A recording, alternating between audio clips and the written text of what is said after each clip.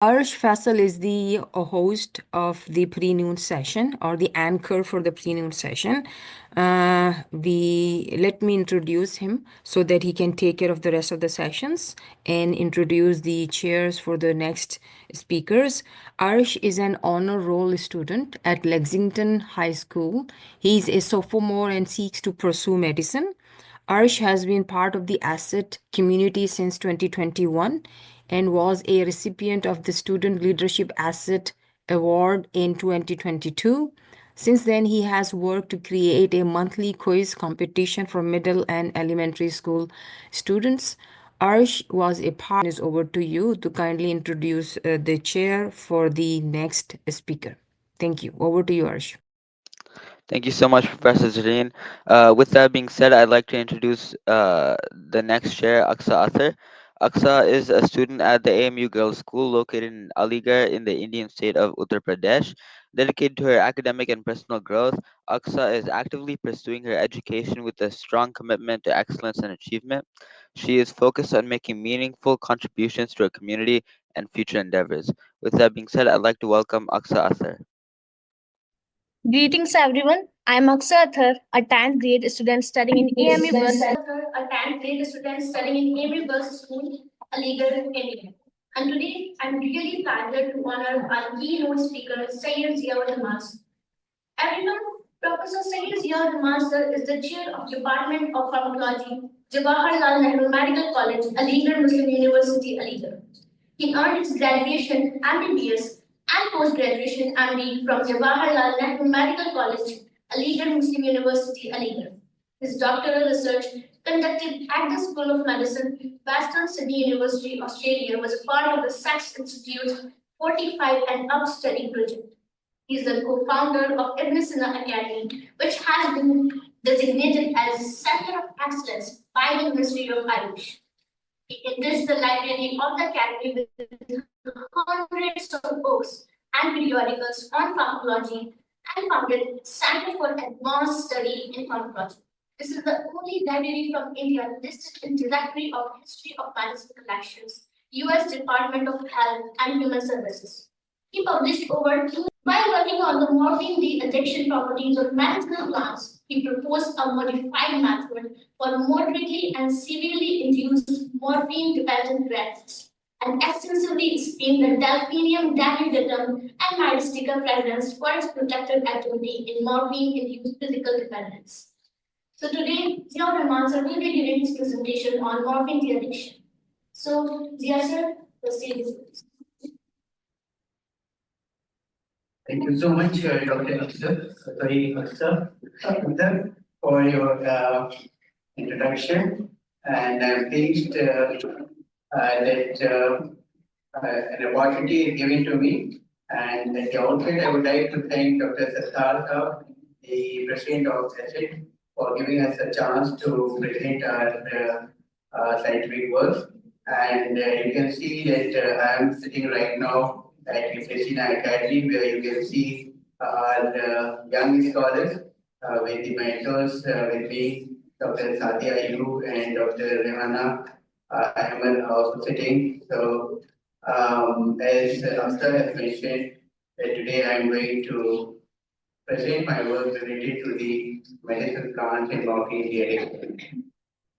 So I start with this quotation that because my presentation is all related to the morphine addiction.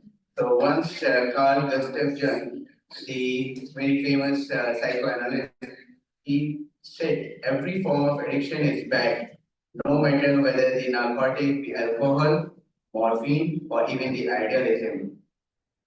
So I introduce my topic is all related to the opioid use disorders.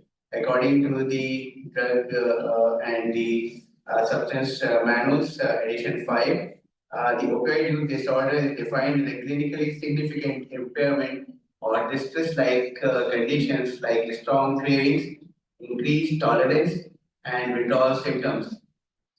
This opioid use disorder includes both opioid, which are prescribed by doctors, including morphine, oxycodone, or codeine, and also include illicit drugs like heroin, methamphetamine, cocaine. And this is something WHO has estimated that over 27 million people worldwide are suffering from the opioid use disorders. Even in India, this substance use disorder is not very uncommon, and it is reported that approximately 2.1% of the Indians are using opioids, with significant misuse in both rural and urban areas. So morphine is basically the derived from the opium poppy, which is the botanical name is Papaver somniferum. And this morphine is gold standard for the pain management, especially for this acute and chronic pain. Morphine is commonly used in hospitals for palliative care, post-surgical pain, and cancer pain management. And rest of the condition, it is not advisable. So in these conditions, even the hospitals and the because this comes under the psychotropic substance abuse, so it is used only for the palliative care. And as we know that it has a potential for the misuse due to its euphoric effect, and it leads to the dependency. That's why this use of morphine in special cases is very restrictive.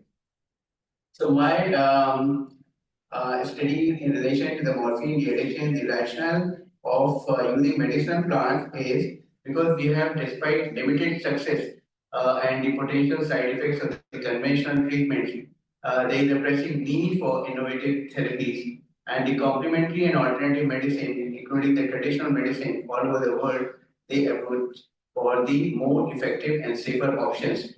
To address the current research gaps, our studies aim to investigate therapeutic potential of various plant-based treatments, ultimately leading to better treatment strategies with reduced side effects because these plants may have lesser side effects. So we try to screen one of the important plant, which is in Hindi or Urdu is Jadwal, and the botanical name is Delphinium lunatum Gaur. This plant belongs to the family Renumulaceae. Its roots are especially used in a variety of ailments, including economic poisoning. In Unani literature, it is also mentioned it's used in brain diseases, fungal infection, pipes, and toothache as the analgesic for the astringent. This delphinium genus has many alkaloids, including delphine, stegocycline, delphocuride, condefine, unidine. But and I marked methyl licoconidine because I am going to share my work related to the methyl licoconidine. In addition, I would also like to share that why I chose this drug, Delphinium venetum, in one of the classical literature, which is related to the treatise or opium, which was written by Shirazi Imaduddin in 16th century. He mentioned in his book that one of the Mughal emperor Akbar, he was an opium addict, and when he had craving for the morphine addiction, his physician used to give him this, which in Urdu is called as chutney of the jadwal. So his royal physician used to give him this jadwal as a cure for craving to reduce the craving of the opium addiction. So another plant which we have chosen is Mystica fragrans, which is in English is nutmeg. And this plant belongs to Mystica caseae, and it's also used in Indian indigenous system of medicine as an antioxidant, antimicrobial, antidiarrheal, anti-inflammatory, and anti-carcinogenic. And again, it has many components and bioactive compound phytochemicals which has activity like analgesic and antiogenic activity. So again, you can see that there are lots of the phytochemicals which have been derived from this plant: acetic acid, adenosine, saffron, palmitic acid, oleic acid, alpha-pinene, beta-pinene, myrcene, eugenol, trimyrcene. But we worked on myrcene, eugenol, and trimyrcene. So here we would like to share these works. So the materials and method which we used in our study was the animal of either sex weighing 150 to 100 gram and morphine sulfate, propylene glycol, and the test drugs which I just mentioned, delphinium and Rustica fragrance. All animals were housed in cages under standard environmental conditions with a temperature of 27 minus 2 degrees Celsius with a humidity in the animal house at 30 to 70%, the light dark cycle of a terrace. And all the animals were provided the standard diet and water at their term. Animals were handled as per the Institutional Animal Ethical Committee guideline. And after 1 week of acclimatization, all animals were divided into different groups of each stage. And these were the test groups. And you can see that we used one lower dose and one higher dose. For example, the ethyl alcoholic extract of delphinium where we use both 300 milligram per kg and 600 milligram per kg. And another is the ethanolic extract of delphinium with a dose of 350 and 700 milligram. Again, just a minute, I use a laser point. So this ethanolic extract of rustica fragrance in both 350 and 400 milligram. Then we also use some fractions, for example, ethyl acetate fraction of rustica fragrance and the chloroform fraction of rustica fragrance and nicotine fraction of rustica fragrance. Likewise, we use some phytochemicals like methylpropionate, myrcene, trimyrcene, and eugenol. So the fractions of fractions of Mystica fragrance and the extract of both Delphinia mystica and also the some of the alkaloids of the Mystica fragrance and Delphinium deletum with a different dosage. So the purpose of using these different components of these two plants is, and also the different doses, to know that why we use these different doses in both delphinium and rustica fragrance is to know the minimum effective dose and also try to assess the drug tolerability if we increase the dose. Then we use different fractions of rustica fragrance and also phytochemicals of both delphinium dilutum and rustica fragrance. So what we did is we first made animals as the moderately and severely induced morphine dependent, and it is done through intraperitoneal injection of morphine in dose of 10 milligram per kg twice a day, which was given for 4 days to induce moderate dependence. So for moderate dependence morphine addiction, we gave 10 milligram per kg morphine for 4 days. But for severely induced morphine addiction, we gave drugs for 7 days with an increasing dose of 10 to 100 milligram per kg. And all the animals were divided into 5 groups, and each group were having 6 threads. Then we observed signs of spontaneous morphine abstinence behavior recorded after 12 hours of the last dose of morphine. So in moderately dependent thread, we observed 12 hours after the last dose of the 4 day and 12 hours after the last dose of morphine in 7 days after the severely induced. So these were the groups for the moderately induced morphine dependent. In group 1, we gave the proprietary glycol 0.3 milligram per 100 gram per odor twice a day for 4 days.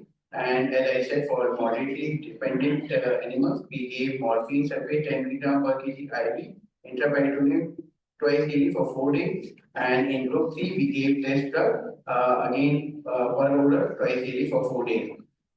In group 4, we gave morphine along with the test drug for 4 days.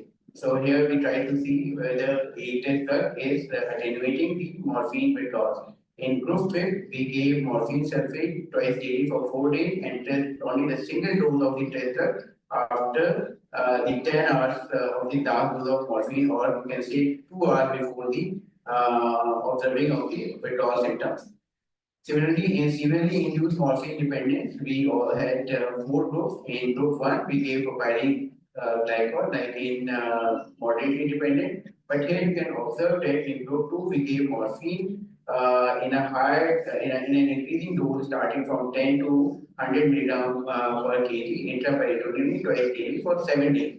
Likewise, the test drug was also given for 7 days. And in group 4, morphine was given in an increasing doses for 7 days along with the test drug in the same for the same period of time. In group 5, the single dose of the test drug was given after the 10 hours of the morphine dose. So, what were the counted and check signs of morphine abstinence? So, how we concluded that the withdrawal signs or the morphine abstinence syndrome has been occurred. So signs were observed after 30 minutes. And these were the counted signs and check signs. And all these counted signs and check signs were multiplied by the weighing factors. As you can see in the table, that chewing was multiplied by 2. So, chewing comes under the counted sign, head shake comes under the counted sign. Exploring, digging, yawning, teeth chattering, jumping, flying, wet dog shaking, breathing. Likewise, check signs were scream on touch, hostility on handling, diarrhea, ptosis, eye twitching, rhinorrhea, lacrimation. These were the check signs. So we checked these signs and we also counted some signs.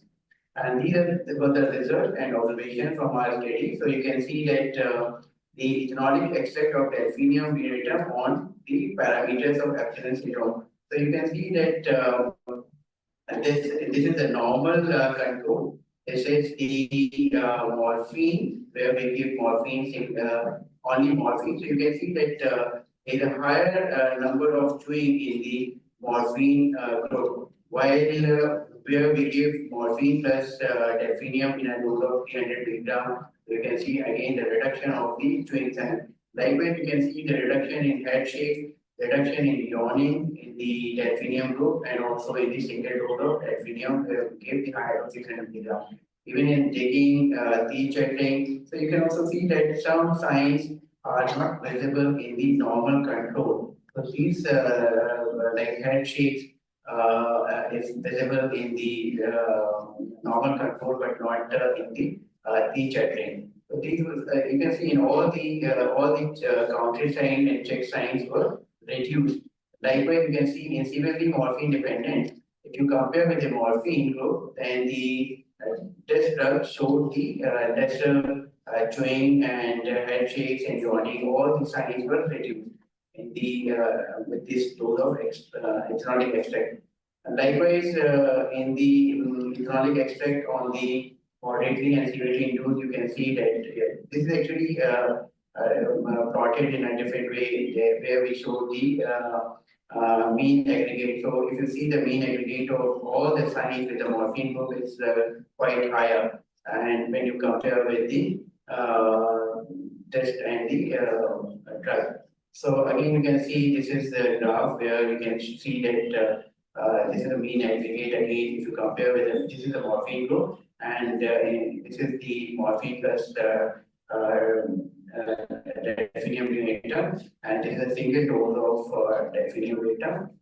So again, here you can see that there is a reduction of all the signs. Likewise, the economic effect of restrictive pregnancy has also shown lesser mean aggregate of all the signs. And here we give the restrictive pregnancy in a dose of 100 and 350 milligrams. And this is also economic extent of restrictive pregnancy in a higher dose, like 400 milligrams. Again, you can see there is a reduction of all the signs and symptoms.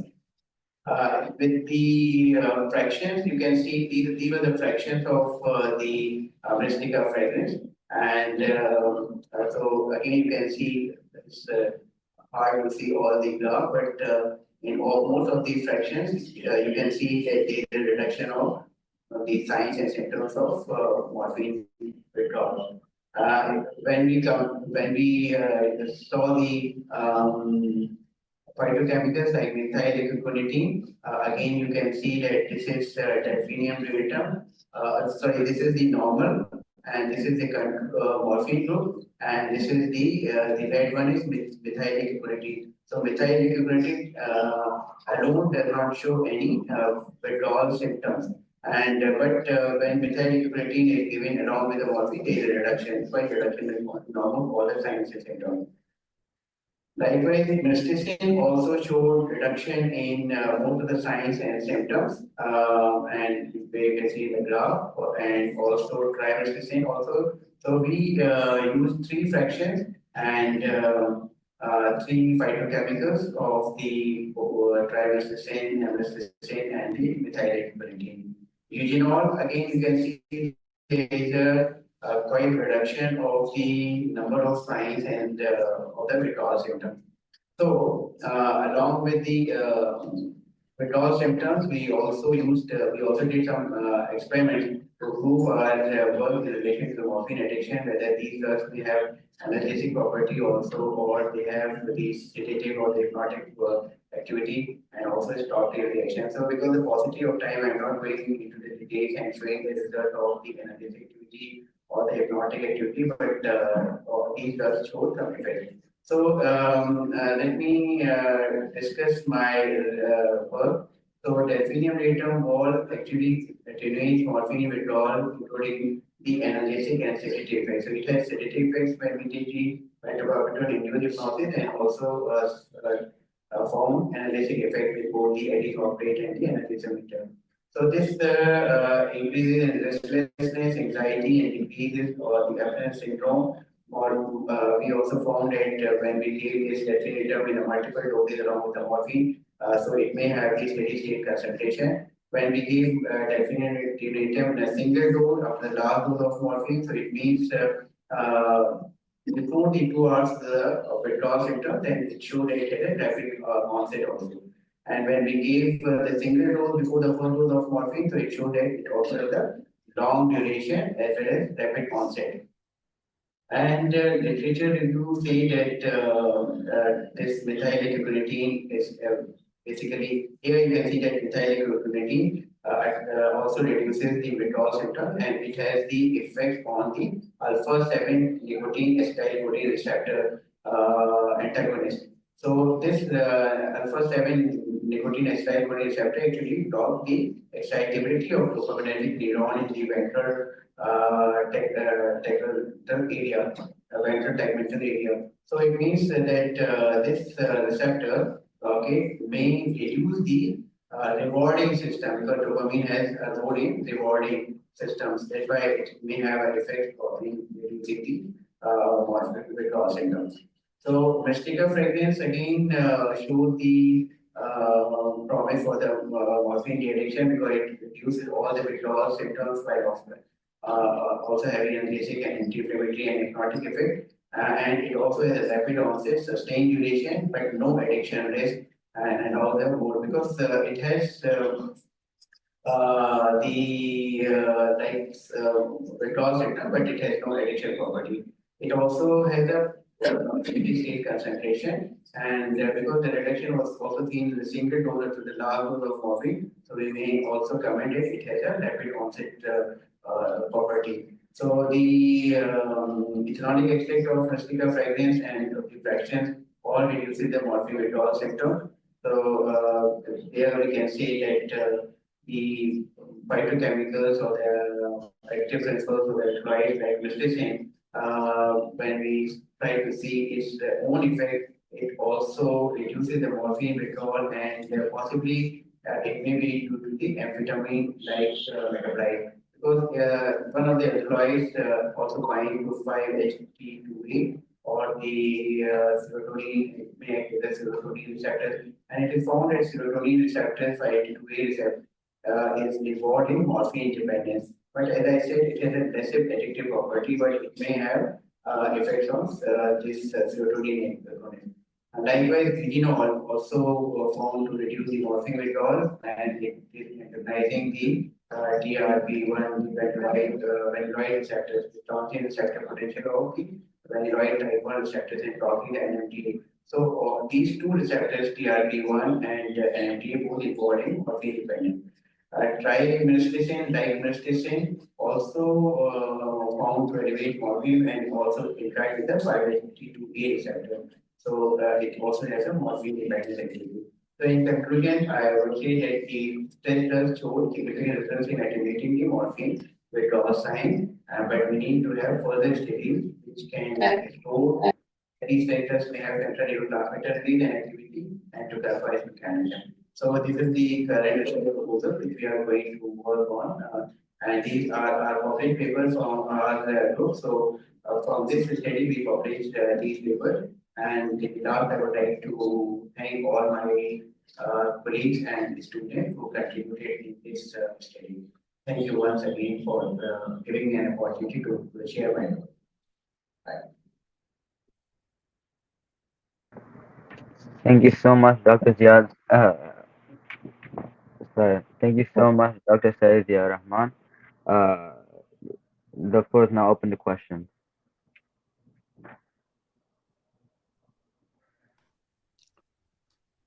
I have a question. Go ahead. Yeah. Yes, I'm ready. Please go ahead.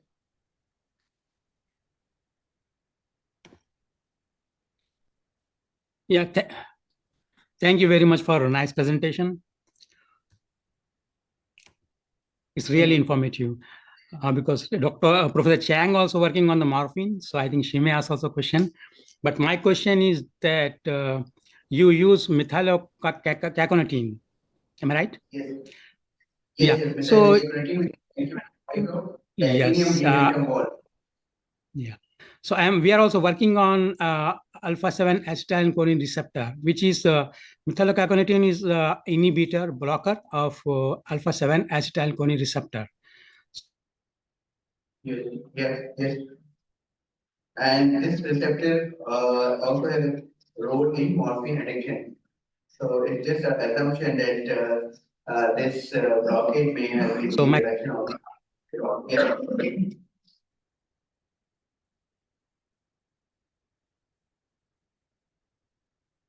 Yes, Dr. Siddharth, yes, yes, you want to say something in relation to the alpha 7 nicotine acetylcholine receptor?